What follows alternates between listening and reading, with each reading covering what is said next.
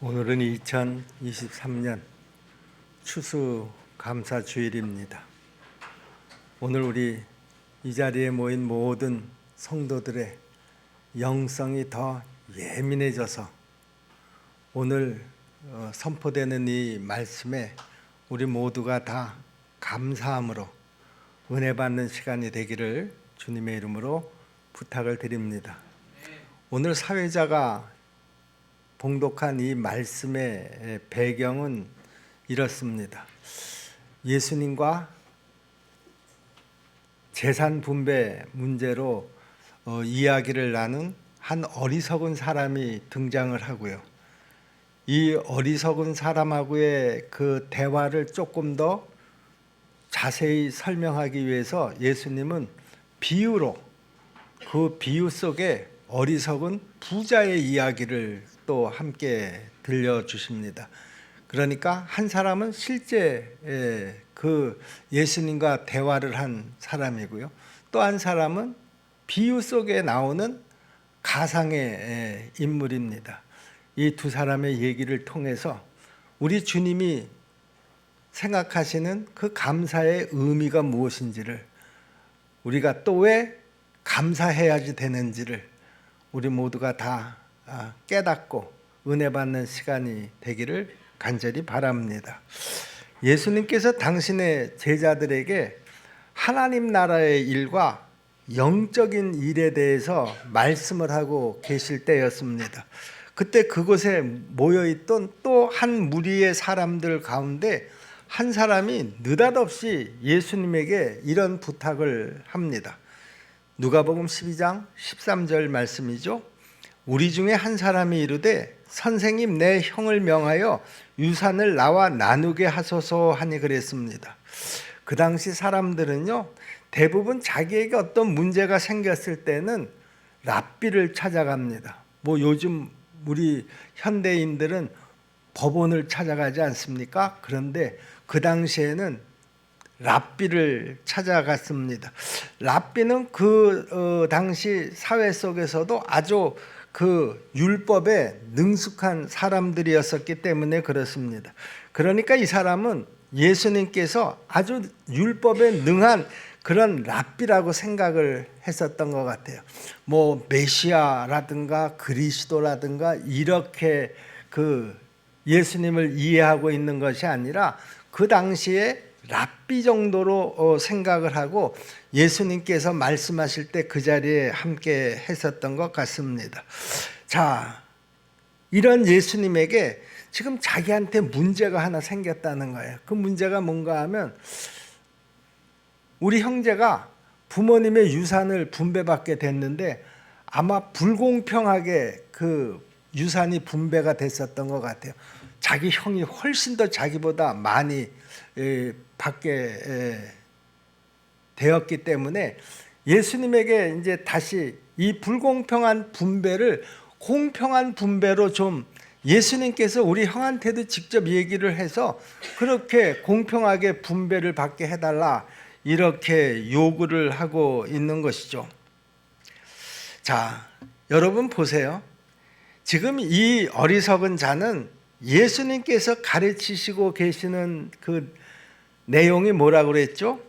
영적인 일이었습니다. 하나님 나라에 관한 일이었었는데요. 이 어리석은 사람은 이런 거에는 전혀 관심이 없었고요. 온통 물질에 대한 생각으로만 가득 차 있었다라고 하는 것이죠. 이때 예수님께서 이렇게 말씀하셨습니다. 14절 말씀입니다. 이르시되 이 사람아, 누가 나를 너희의 재판장이나 물건 나누는 자로 세웠느냐 하시고 이렇게 말씀하셨습니다. 자, 그런데 우리가 여기에서 보세요. 14절에 보니까 예수님이 이 어리석은 자에게 뭐라고 호칭을 하는가? 야, 이 사람아. 그런데요,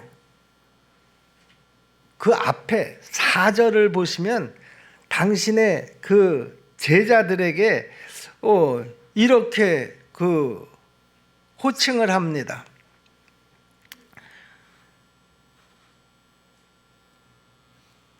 내가 내 친구 너희에게 말하노니 그랬습니다. 그러니까 예수님의 제자들에게는 예수님이 뭐라고 호칭을 합니까? 내 친구 너희, 이렇게 호칭을 합니다. 자, 여러분 보세요. 이 두 사이에 그 예수님께서 호칭하시는 내용을 들어보면 물질에 대한 생각으로만 가득 차 있는 사람에게는 뭐라고 호칭을 했다고요? 이 사람아, 이렇게 호칭을 하는데, 아무래도 거리감이 있어 보이는 그런 호칭 아닙니까? 그런데 반대로 그 영적인 일에 집중하는 당신의 제자들에게는 내 친구 너희, 이렇게 호칭을 하고 있다라고 하는 것이죠. 마찬가지로 우리 예수님께서는 우리에게도 우리가 영적인 일에 더 힘쓸 때 예수님은 우리를 내 친구 너희라고 여겨주실 줄로 믿으시기를 바랍니다. 그런데 우리가 세상 일에만, 그 물질적인 일에만 우리가 몰두를 하게 되면 예수님께서는 우리를 이 사람아, 이렇게 부르실 것이라는 것이죠. 여러분, 예수님께서 우리를 부르실 때 이 사람아가 아니라 내 친구 너희가 되기를 주님의 이름으로 축원합니다. 예수님은 지금 이 어리석은 사람에게 이 사람아, 이렇게 부르신 후에 이렇게 또 그 어리석은 사람에게 물으셨습니다. 누가 나를 너희의 재판장이나 물건 나누는 자로 세웠느냐? 예수님은 당신이 사람들의 재판장도 아니고 또 그들의 물건을 나누어 주는 그런 사람도 아니라고 하는 그런 뜻입니다. 여러분, 예수님의 나라는요, 이 세상에 속한 것이 아닙니다. 그런데도 이 사람은 지금 자기 형에게 명해서 그 아버지로부터 물려받은 유산을 자기와 좀 공평하게 나눌 수 있게 해달라, 이렇게 요구를 하고 있는 것이죠. 그때 예수님께서는 이 어리석은 사람에게 나는 너희의 재판장으로 세워진 사람도 아니고 또 너희의 물건 나누는 자로 세워진 사람도 아니다, 이렇게 말씀하고 계시는 것입니다. 그리고 이 사람을 향해서 이렇게 또 말씀을 하십니다. 15절 말씀인데요. 그들에게 이르시되 삼가 모든 탐심을 물리치라. 사람의 생명이 그 소유에 넉넉한 데 있지 아니하니라 하시고 그랬습니다. 삼가 모든 탐심을 물리치라. 여기에서 삼가라고 하는 말은요, 주의하라, 그런 의미입니다. 주의해서 너희의 탐심을 다 물리치라, 그런 말입니다. 여러분, 탐심이라는 것이 뭡니까? 내가 좀 더 많은 것을 가지려고 하는 그런 마음입니다. 우리가 탐심에 붙잡히게 되면은요, 내 손에 있는 것에 대해서 만족할 줄을 모르게 됩니다. 계속해서 더 많은 것을 가지려고 하는 그런 욕심을 부리기 때문이라는 것이죠. 이어서 예수님께서는 너희가 그 모든 탐심을 물리쳐야 할 이유를 이렇게 가르쳐 주셨습니다. 사람의 생명이 그 소유에 넉넉한 데 있지 아니하니라. 여러분, 부자와 거지 나사로 이야기 여러분 다 잘 아시죠? 이 부자와 거지 나사로를 한번 비교해 보도록 하겠습니다. 그 부자는 가진 것이 많았지만은요, 결국에는 생명을 얻지 못하고 음부에 떨어져 버리고 말았습니다. 그런데 나사로는 거지였었지만 생명을 얻어서 나중에 죽은 후에 아브라함의 품에 안겼다, 이렇게 성경은 말씀하고 있습니다. 누가복음 16장 22절 23절 말씀인데요. 이에 그 거지가 죽어 천사들에게 받들려 아브라함의 품에 들어가고, 거지는 천국에 갔다, 그런 말이죠. 부자도 죽어 장사되매 그가 음부에서 고통 중에 눈을 들어 멀리 아브라함과 그의 품에 있는 나사로를 보고, 이 땅에서의 그 형편하고 죽은 후의 형편이 다 180도 달라진 것입니다. 이렇게 사람의 생명은요, 그 소유에 넉넉한 데 있지 않다라고 하는 것이죠. 내가 이 땅에서 아무리 넉넉한 소유를 가지고 누리고 살았다고 하더라도 죽은 후에 지옥에 간다고 하면 이 땅에서 내가 잠깐 동안 누리는 그 물질적인 혜택이 무슨 의미가 있겠느냐, 그런 얘기죠. 여러분, 우리는 영생이라는 말을 합니다. 영생이라는 말이 무슨 말입니까? 잠깐 살다가 끝나는 생이 아니라는 거예요. 영원히 이어지는 끝이 없는 그런 시간이라는 것이죠. 여러분, 우리의 삶의 초점은 잠시 머물다가 끝나는 이 세상이 아니라 그 영원한 생에 우리의 그 인생의 목적이 있는 줄로 믿습니다. 이렇게 사람의 생명은, 그 영생이라고 하는 것은 사람이 이 땅에서 소유한 것이 얼마나 되느냐 여기에 달려 있는 것이 아니라는 것입니다. 물론 소유가 넉넉한 것 그 자체가 문제가 되는 것은 아닙니다. 구약 성경에 나오는 아브라함도요 부자였습니다. 또 욥도 부자였습니다. 신약 성경에 나오는 아리마대 요셉 같은 사람도 다 부자였습니다. 문제는 자기가 가진 것에 만족하지 못하고 더 좀 많은 것을 가지려고 하는 이 탐욕이 문제라는 것이죠. 우리 사랑하는 십정동교회 성도 여러분, 예수님께서 말씀하시는 대로 이 추수감사주일에 이 말씀을 통해서 내 안에 있는 모든 탐심을 다 물리치는 은혜가 오늘 이 시간에 임하기를 주님의 이름으로 부탁을 드립니다. 왜냐하면 우리의 생명이, 우리의 영생이 내 소유의 넉넉함에 있지 않기 때문이라는 것이죠. 예수님께서는 이 어리석은 사람하고의 대화를 조금 더 사람들이 잘 이해하게 하기 위해서 비유의 말씀을 하나 들어서 또 이야기를 이어갑니다. 그 비유 속에 등장하는 사람이 바로 이 어리석은 부자입니다. 예수님께서 여기 16절에 뭐라고 말씀합니까? 또 비유로 그들에게 말하여 이르시되 한 부자가 그 밭에 소출이 풍성하매 그랬습니다. 한 부자가 농사를 졌는데요, 그 결실의 때에 아주 많은 수확을 했다라고 하는 것이죠. 아마 이 부자의 밭이 굉장히 좀 비옥했던 것이 사실인 것 같습니다. 그런데 여기까지는 아무 문제가 없습니다. 소출을 많이 얻었다, 수확을 많이 했다는 것이 무슨 문제가 되겠습니까? 그가 다른 사람의 것을 착취한 것도 아니었었고요, 또 그가 불법적인 방법으로 자기의 재산을 끌어모은 것도 아니었습니다. 단지 부자가 잊지 말아야 될 것을 바로 하나님께서 이 부자에게 베푸신 은혜였었다라고 하는 것이죠.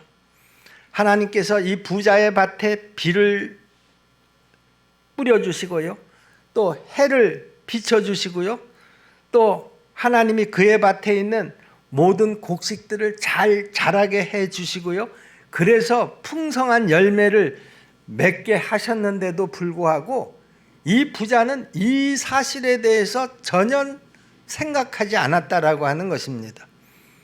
또 한 가지 이 부자가 잊고 있는 것이 무엇인가 하면, 이 부자는 많은 그 밭을 소유하고 있었기 때문에 자기 혼자의 노동력으로 그 모든 밭을 그 농사짓지는 않았을 것입니다. 주위의 그 이웃들의 도움을 받아서 큰 농사를 짓고 있었던 것이 틀림이 없었던 것 같은데, 이 부자는 그 이웃들의 그 노고에 대해서 전혀 생각하고 있지 않았다라고 하는 것이죠. 이것이 바로 지금 이 어리석은 부자의 문제였었다, 그런 말입니다. 여기 17절 말씀을 보시면은요, 심중에 생각하여 이르되, 누가? 이 부자가 마음속으로 그렇게 생각했다는 것이죠. 내가 곡식 쌓아둘 곳이 없으니 어찌할까 하고 그랬습니다. 자, 수확은 엄청나게 지금 올해 그 농사가 잘 됐는데, 문제는 이 수확한 것을 어떻게 다 관리를 하냐, 어떻게 다 쌓아두겠느냐, 저장을 하냐라고 하는 고민이 이 부자한테 생겼다라고 하는 것이죠. 그래서 그는 마음으로 골똘하게 생각을 하면서 무슨 좋은 방법이 없을까 고민하기 시작을 했다는 거예요. 만약에 이 부자가 하나님의 은혜를 생각했다라고 하면은요, 아마 이 부자는 하나님 앞에 그 풍성한 감사의 예물을 드릴 수도 있었을 것입니다. 또 그가 자기 이웃들의 그 수고를 생각했다고 하면 그는 이웃들과 나눔의 기쁨을 함께 가질 수도 있었을 것입니다. 그런데 부자는 그렇게 하지 않았다라고 하는 것입니다. 오늘 본문을 보면 우리말 성경에는 그냥 곡식 이렇게 번역을 했는데요, 헬라어 성경에서는 내 곡식 이렇게 표현이 되어 있습니다. 그러니까 이 어리석은 부자는 자기가 지은 그 모든 곡식이 다 자기 거라고 하는 생각에 완전히 붙잡혀 있었다, 그런 말입니다. 자기 소유에 대해서 아주 강한 집착을 보이고 있었다, 그런 말이죠. 18절 말씀을 보세요. 또 이르되 내가 이렇게 하리라. 내 곡간을 헐고 더 크게 짓고 내 모든 곡식과 물건을 거기 쌓아두리라. 이 부자는요, 나름대로는 아주 머리를 쓸 줄 알았습니다. 아마 그렇게 머리를 잘 쓸 줄 알았기 때문에 그가 지금 이렇게 부자의 반열에 오르게 되지 않았나, 그렇게 또 짐작을 해 볼 수도 있겠습니다. 이 부자는요, 자기가 수확한 이 많은 곡식들을 한꺼번에 시장에 갖다 내다 팔려고 하지 않았습니다. 요즘으로 얘기하면 이 자본주의 원리를 너무나 잘 이해를 하고 있었다는 것이죠. 한꺼번에 곡식을 시장에 출하를 하게 되면 당연히 가격이 떨어질 거 아니겠습니까? 그러니까 이 부자는요, 그 곡식을 조금씩 그 시장의 수요에 따라서 자기가 충분한 가격을 받는 그 시점에 그 곡식들을 조금씩 시장에 내다 팔았다라고 하는 것입니다. 그러기 위해서 이 부자는 이미 곡간을 여러 개를 가지고 있었던 것입니다. 자, 그런데요, 이 부자가 참 머리가 영리한 사람이라고 하는 것을 우리가 또 알 수 있는 것이 뭔가 하면, 자, 지금 현재 곡간을 가지고서는 올해 수확한 곡식을 다 거기다가 저장을 할 수가 없는 거예요. 그렇다고 해서 이 부자는 다시 새로운 곡간을 그 옆에다가 지려고 하지 않았습니다. 오늘 여기 본문을 가만히 보시면은요, 자기가 지금 현재 있는 곡간을 헐어버리고 그 자리에다가 곡간을 더 높고 크게 짓겠다, 이렇게 계획을 세웠다라고 하는 것이죠. 지금 현재 있는 곡간에다가 곡간이 더 필요해서 그 옆에다가 또 새로운 곡간을 지면 자기 농사지을 땅이 줄어들잖아요. 그러니까 있는 곡간을 다시 헐어버리고 그 곡간의 규모를 키우겠다, 그런 얘기죠. 그러니까 정말 이 부자는 요즘으로 얘기하면 아주 자본주의 개념에 아주 최적화되어 있는 그런 부자가 아닌가, 그렇게 생각을 합니다. 그러니까 이렇게 그 부자가 될 수 있었을지도 모르고요. 사람들은 다 이 부자에 대해서 참 똑똑하다, 영리하다, 아주 그 성공적인 그 부자다, 다 이렇게 인정을 하고 있었습니다. 자, 아무튼 이 부자는 자기의 그 곡간을 더 크게 짓고 거기에다가 자기가 모은 그 수확한 곡식을 쌓아두려고 했습니다. 그리고 또 다른 물건들도 거기에다가 더 함께 쌓아두려고 그렇게 한 것입니다.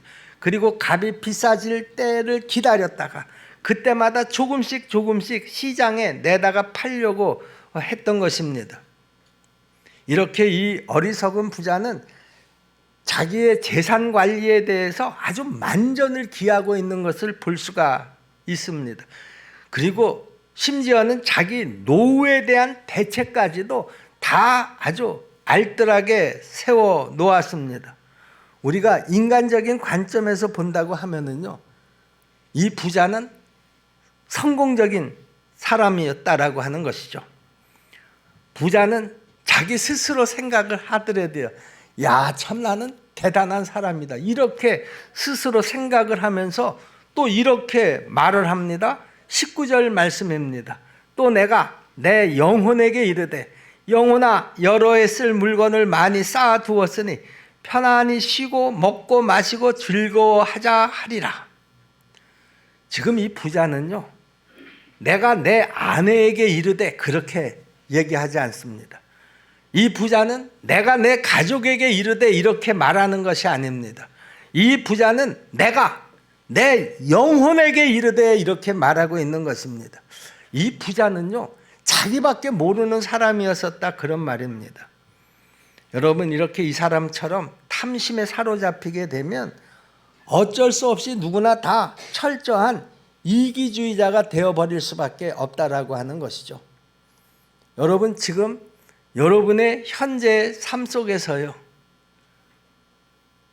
이 부자와 같은 생각을 하면서 살아가고 있지는 않느냐, 그런 얘기죠. 오늘 이 말씀을 우리가 들으면서요, 제가 서두에도 하나님께서 오늘 여러분들의 영성을 좀 예민하게 해주시기를 바랍니다, 그러면서 제가 설교를 시작을 했습니다. 이 말씀을 듣는 순간에 이거 내가 지금 이 어리석은 부자와 같은 생각, 계획을 가지고 지금 살고 있지는 않은가, 마음에 찔림이 온다고 하시면은요, 여러분, 머뭇거릴 필요 없습니다. 먼저 회개하시기를 바랍니다. 그리고 내 삶의 방향이 잘못됐구나.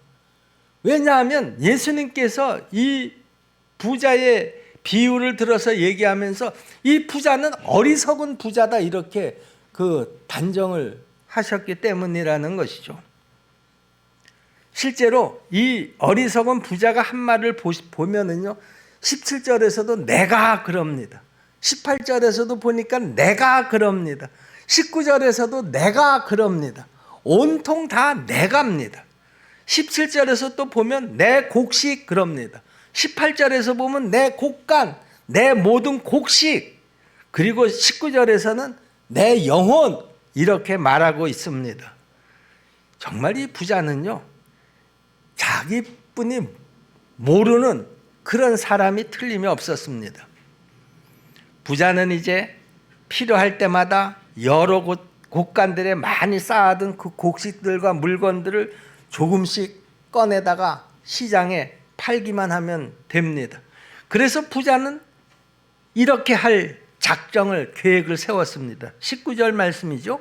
또 내가 내 영혼에게 이르되 영혼아, 여러 해 쓸 물건을 많이 쌓아두었으니 평안히 쉬고 먹고 마시고 즐거워하자. 노후 대책을 다 세워놓은 거예요. 평안히 쉬고, 무슨 말입니까? 이제 내가 땀 흘려서 일하는 거 이제 다 그만두겠다, 그런 말입니다. 그리고 그 땀 흘려서 일하는 일을 다 이제 멈추고, 그리고 그 다음에 어떻게 하겠다는 말입니까? 먹고 마시고 즐거워하자. 이제 내 남은 여생은 그저 즐기면서 살겠다, 그런 계획인 것입니다. 아마도 앞에 그 유산 때문에 예수님께 나와서 예수님에게 자기의 바람을 말했던 이 어리석은 사람도 아마 이런 계획을 가지고 있었기 때문에 예수님에게 그런 부탁을 하지 않았나, 그렇게 생각을 합니다. 그런데 보세요. 지금 하나님께서 이 부자에게 뭐라고 말씀하십니까? 누가복음 12장 20절 말씀을 보시면은, 하나님은 이르시되 어리석은 자여, 오늘 밤에 내 영혼을 도로 찾으리니 그러면 내 준비한 것이 누구의 것이 되겠느냐 하였으니 그랬습니다. 지금까지 이 부자는 승승장구했습니다. 그의 꿈이 다 이루어진 것처럼 그렇게 사람들에게 보이기도 했습니다. 그런데 이제 아주 뜻밖의 반전이 일어나고 있습니다. 그 반전이 뭡니까? 하나님께서 이 부자를 가리켜서 뭐라고 얘기합니까? 어리석은 자다, 이렇게 호칭을 하고 있는 것입니다. 이 어리석은 자라고 하는 이 단어의 원래의 뜻은요, 생각이 없는 자, 그런 뜻입니다. 물론 부자가 많이 생각을 해서 오늘 이 자리까지 오지 않았습니까? 그런데 오늘 본문을 보면은요, 이 부자는요, 정말 마땅히 생각해야 될 것은 생각하지 않고 생각하지 말아야 될 것에만 몰두했었다, 그런 말입니다. 그러니까 하나님께서도 이 부자를 두고 어리석은 자야, 그렇게 지금 호칭을 하고 있는 것입니다. 도대체 이 부자는 마땅히 생각해야 될 것을 무엇을 지금 잊고 있었느냐? 세 가지를 잊고 있었습니다. 여기 오늘 본문을 보면 20절 말씀입니다. 하나님은 이루시되 그랬습니다. 이 부자는요, 첫째, 하나님을 생각하지 않았습니다. 자기가 그렇게 많은 수확을 거두고 그리고 그 하는 일이 지금 잘 되어지는 가운데서도 하나님을 생각하지 않았다라고 하는 거예요. 여러분, 하나님께서 여러분들에게 무엇인가를 허락하셨을 때요, 그때 여러분들은 무슨 생각을 합니까? 역시 내가 참 잘한 것 같아. 내가 생각하기에도 내가 참 똑똑한 것 같아. 그렇게 스스로를 위로하면서 여러분들이 살아가시나요? 아니면 지금 하나님께서 나한테 허락하신 이 모든 형편은 하나님께서 허락하신 일입니다. 하나님 감사합니다. 이런 마음이, 이런 생각이 내 마음속에 먼저 있느냐, 그런 말이죠. 그런데 이 부자는 그렇게 많은 수확을 거뒀음에도 불구하고 하나님이라고 하는 개념이 없는 거예요. 그 다음에 오늘 밤에 내 영혼을 도로 찾으리니 그랬습니다. 무슨 말입니까? 이 부자는 자기의 죽음에 대해서 전혀 생각하지 않았다라고 하는 거예요. 여러분, 사람이 한 번 죽는 것은 하나님께서 정하신 이치라고 그랬습니다. 누구도 여기에서 예외가 될 수 없습니다. 저도 마찬가지고요. 그리고 여러분들도 다 마찬가지입니다. 언제냐라고 하는 것은 하나님의 시간에 달려있는 것이고요, 내 의지에 달려있는 것도 아닙니다. 그런데 반드시 우리는 죽습니다. 그런데 이 부자는 자기의 죽음에 대해서 전혀 생각하지 않고 있다라고 하는 것입니다. 여러분들은 오늘도 살아가시면서요, 내 죽음에 대해서 한 번이라도 생각하시면서 살아가십니까? 여러분, 우리가 정말 지혜로운 사람이 되려고 하면은요, 다른 것보다도요, 항상 나에게 언제나 그 시간이 찾아올 거다 라고 하는 것을 전제로 하면서 내가 하나님이 나한테 허락한 남은 시간을 살아갈 때 그 시간을 정말 하나님의 뜻대로 사용할 수가 있죠. 이 죽음을 생각하지 않고 영원히 살 사람처럼 그렇게 교만해서 내가 살아간다고 하면은요, 그 삶의 결론이 결코 성공적인 결론이 될 수가 없다라고 하는 것이죠. 이 부자가 그랬습니다. 죽음을 전혀 고려하지 않은 것이죠. 영원히 살 것처럼 그렇게 이 부자는 생각했다는 거예요. 그리고 그 다음에 뭐라고 하나님이 말씀하셨나요? 그러면 내 준비한 것이 누구의 것이 되겠느냐? 이 부자는요, 자기 외에 다른 사람을 전혀 생각하지 않았다는 거예요. 부자가 하나님을 생각했다고 하면 먼저 하나님 앞에 감사했을 것입니다. 이 많은 수확을 거뒀는데요, 어떻게 하나님을 생각하는 사람이 하나님 앞에 감사하지 않을 수가 있겠습니까? 여러분, 우리는 오늘 2023년 추수감사주의를 지나고 있습니다. 여러분의 생각 속에, 여러분의 마음 속에 하나님이 계시나요? 하나님이 계신다고 하면 우리가 어떻게 하나님 앞에 감사하지 않을 수가 있겠느냐, 그런 말이죠. 부자가 자기의 죽음을 생각했더라고 하면 그는 자기가 여러 해 동안 쓸 곡식과 물건을 이렇게 쌓아두려고만 하지 않았을 거라는 것이죠. 부자가 다른 사람을 요만큼이라도 생각했다고 하면 감사한 마음으로 자기의 농사를 도와준 그 사람들과 함께 그 기쁨을 나누었을 것이다, 그런 말이죠. 그러므로 하나님은 이 어리석은 부자를 아무 생각도 없는 자, 어리석은 자다 이렇게 책망을 하고 있는 것입니다. 혹시 이 책망이 나한테 하는 책망으로 들리지는 않나요? 만약에 이 책망에 대해서 아무런 생각도 없다고 하면은요, 나는 아무 생각도 안 하고 살아가는 사람이거나 아니면 찔림을 받으면서도 전혀 변화할 생각이 없는 사람, 둘 중에 저는 하나라고 생각을 합니다. 자, 이 비유의 말씀을 하신 다음에 예수님께서 결론적인 교훈을 하십니다. 21절 말씀입니다. 자기를 위하여 재물을 쌓아두고 하나님께 대하여 부여하지 못한 자가 이와 같으니라. 누구와 같으니라? 앞에 그 예수님께 찾아와서 재산을 좀 우리 형하고 공평하게 나눌 수 있게 해달라고 부탁한 그 어리석은 사람, 그리고 예수님이 비유로 말씀하신 그 비유 속에 등장하는 이 어리석은 부자와 같다, 그런 말입니다. 그래서 예수님은 지금 이 비유로 말씀을 하시면서 우리들이 제일 경계해야 될 것이 뭐냐? 바로 이 어리석은 부자와 같은, 앞에 그 어리석은 사람과 같은 이 탐심을 항상 경계를 해야 된다. 이것을 지금 우리에게 주의를 주고 있는 것입니다. 그런 후에 예수님이 결론을 내리신 것이 뭡니까? 자기를 위해서 이 땅에 재물을 쌓아두려고 하지 말고 하나님께 대해서 부여하지 못한 자가 바로 이 어리석은 부자와 같다, 이렇게 말씀하고 있는 것입니다. 우리 십정동교회 성도 여러분, 오늘 예수님께서 이 추수감사주일에 오늘 이 말씀을 주시는 이유가 뭘까? 나를 위해서 이 땅에 재물을 쌓아두려고 하지 마시라, 그렇게 말씀하고 계시는 것입니다. 여러분, 지금 내 손에 있는 것, 내 지갑 속에 있는 것, 내 통장 속에 있는 것, 이거 다 하나님이 주신 것입니다.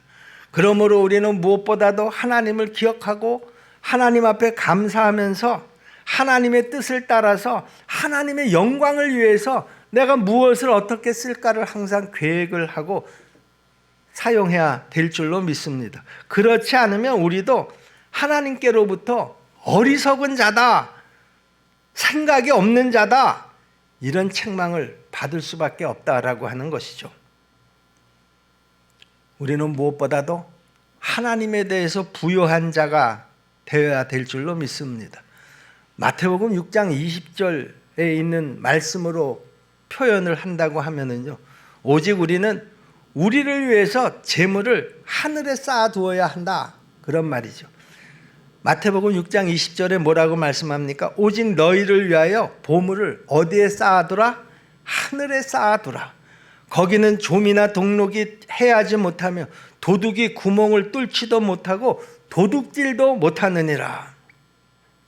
하나님께서 언젠가는 우리의 영혼을 다시 찾으실 때가 분명히 있을 줄로 믿습니다. 이것은 움직일 수 없는, 예외가 없는 진리라고 하는 것입니다. 그때 우리는 누구나 다 하나님 앞에 서게 됩니다.